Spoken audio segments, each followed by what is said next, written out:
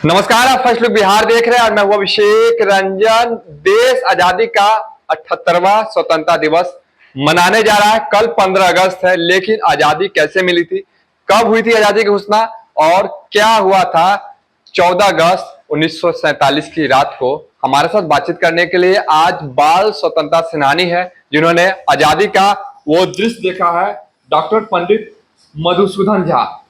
आजादी का पूरा आपने दृश्य देखा है, क्या हुआ था उस रात? सन 1947 के 14 अगस्त के शाम में माउंट ब्रिटेन ने पंडित राजगोपालाचारी जी को भारत का ये स्वतंत्रता सौंप करके लिखित रूप में उनको गया। और 15 अगस्त के सुबह में या समझा जाए जो ब्रह्म मुहूर्त में 4 बजे भोर से ही देश में कौतूहल मच गया। लोग खुशी के मारे उछल रहे थे। सुबह होते होते लोग समझे कि यहाँ का यह जो नास्तिक अंग्रेज था वह गया। लोग अपने अपने घरों को गोबर माटी से, गाय के गोबर से नीप पोत करके शुद्ध पवित्र किए और पूरे दिन कई दिनों तक लोग जश्न में डूबे रहे, जश्न मनाते रहे। क्या बच्चे, क्या किशोर, क्या युवा, क्या वृद्ध, पुरुष, महिला, बच्चे बच्चियों में यह जोश उमंग रहा।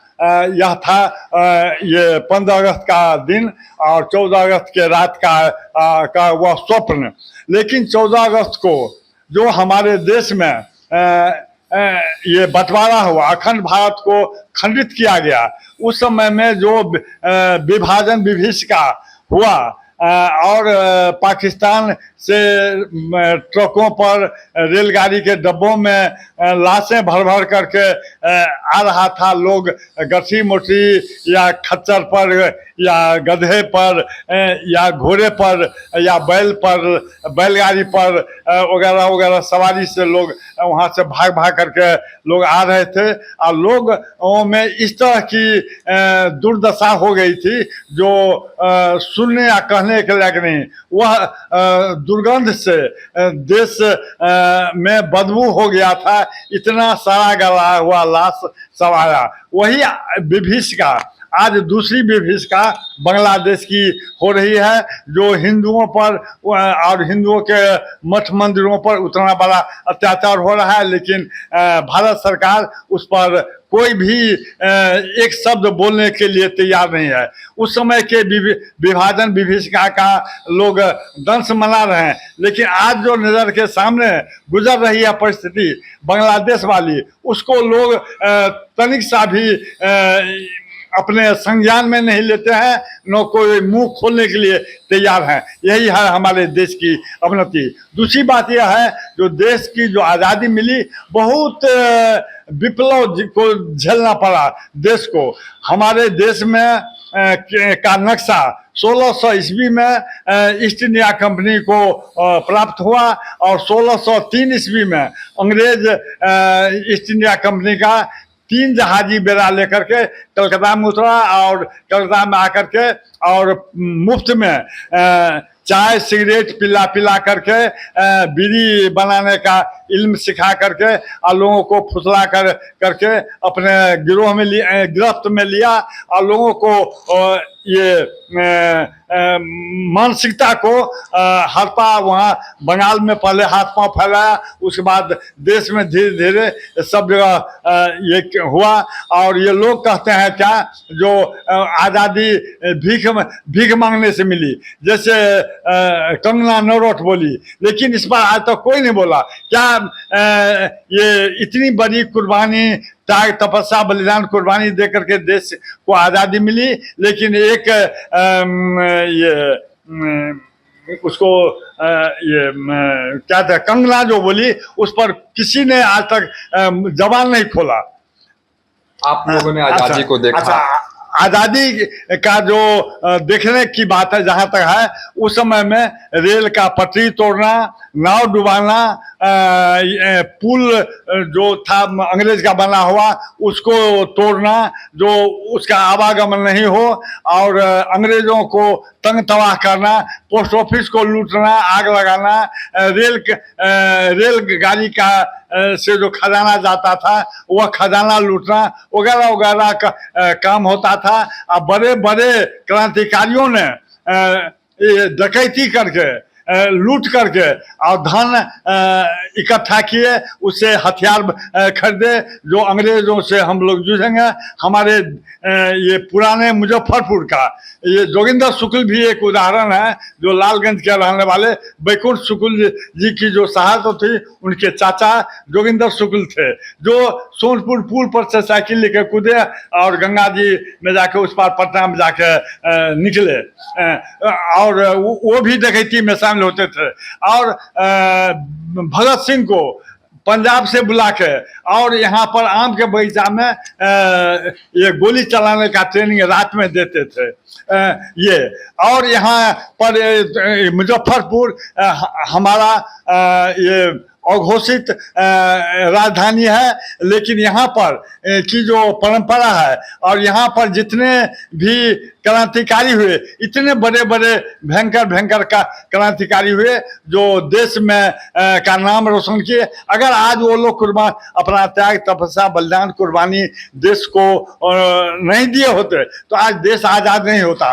लोग कहते हैं क्या जो महात्मा गांधी के चलते देश आज़ाद हुआ, नहीं, यह बात इतिहास में जो लोग लिखते हैं वह गलत लिखते हैं।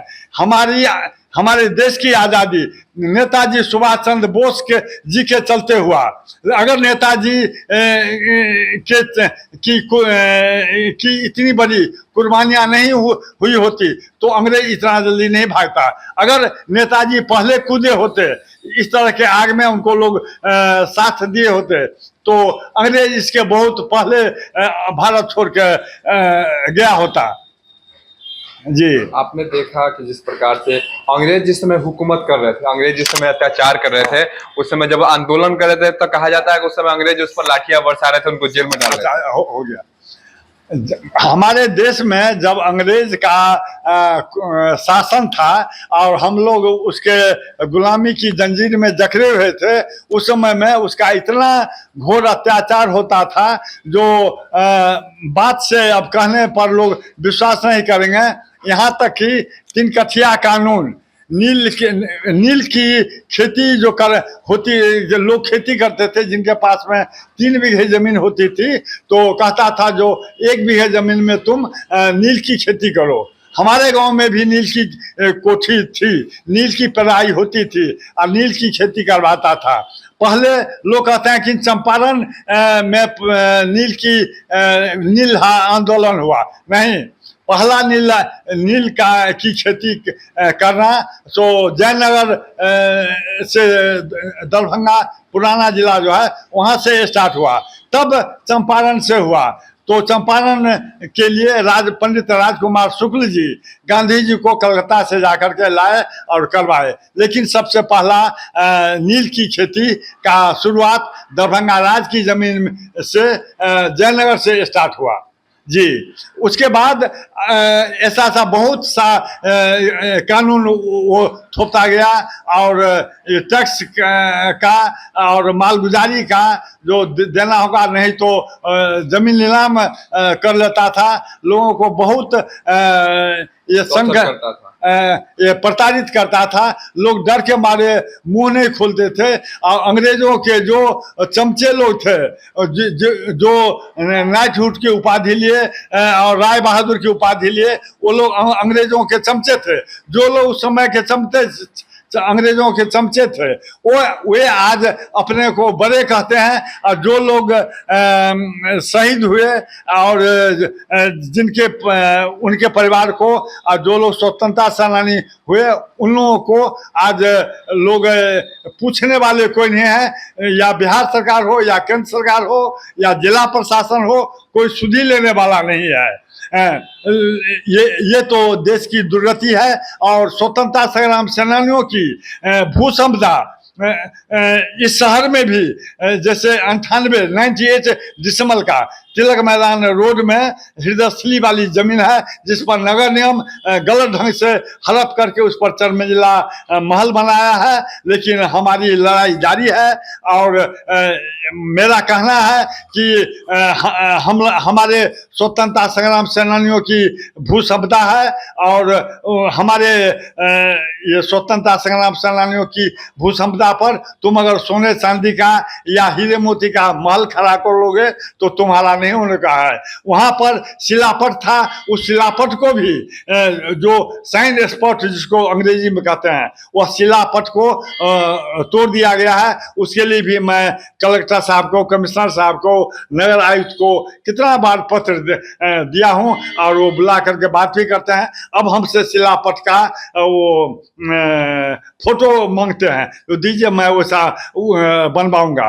तो मैं कैसे दूं, क्या दूं, यह मैं सोच रहा हूं। पहले वो हमको लिखित हमसे मांगे तब करें।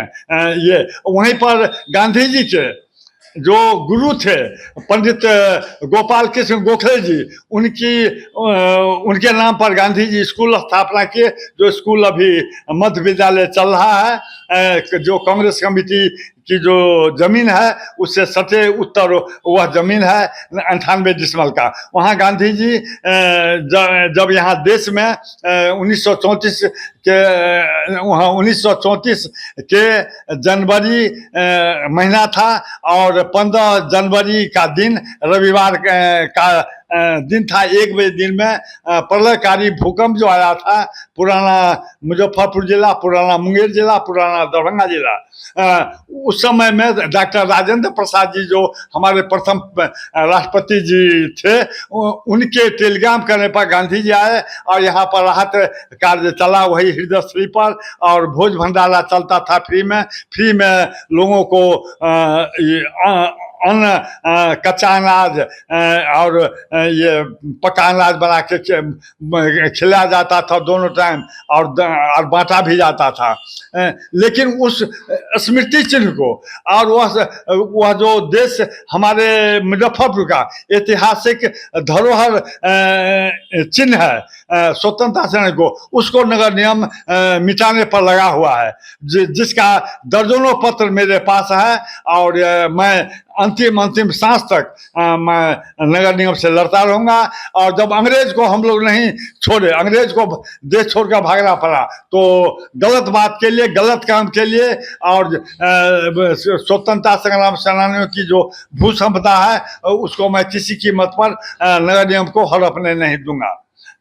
और उस समय में नील की खेती की जो बात कहवे किए, उसके बाद देश की आज़ादी जब हमको प्राप्त हुई, तब देश की आज़ादी के पहले का भारत, अभी का भारत में तुलना नहीं है। उस समय में लोग सुरक्षित भी महसूस करते थे, लेकिन अभी आज़ादी के बाद अभी का जो यह 2020 21 या 23 24 जो कहिए 10-15 साल या 20 साल के अंदर में जो यहाँ का माहौल बिगड़ गया है देश का, हर एक जिला का, हर एक गांव का या हर एक प्रांत का, हर एक पूरे देश का, वह वातावरण अंग्रेज के टाइम में नहीं था। जी, यानी कि अब पहले से, यानी कि अब स्थिति खराब हो गई है। अभी लूटो राज करो।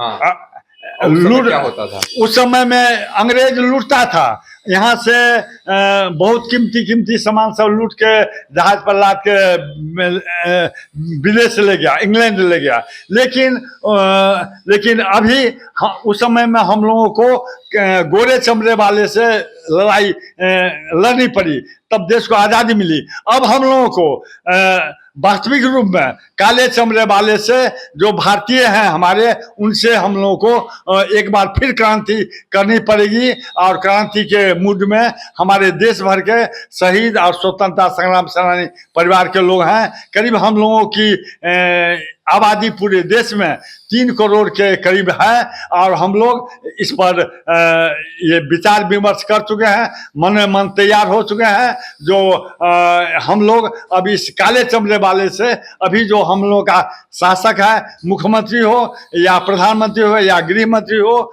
जो नहीं सुन रहा है उसके खिलाफ हम लोग बिगुल फूंकने जा रहे हैं।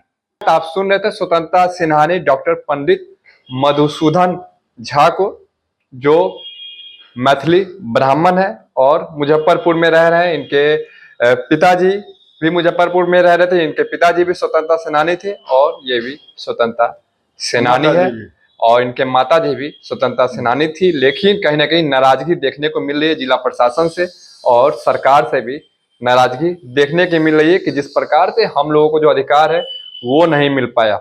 बने रहिए फर्स्ट लुक बिहार के साथ आगे भी खबरों के लिए। तब तक के लिए नमस्कार।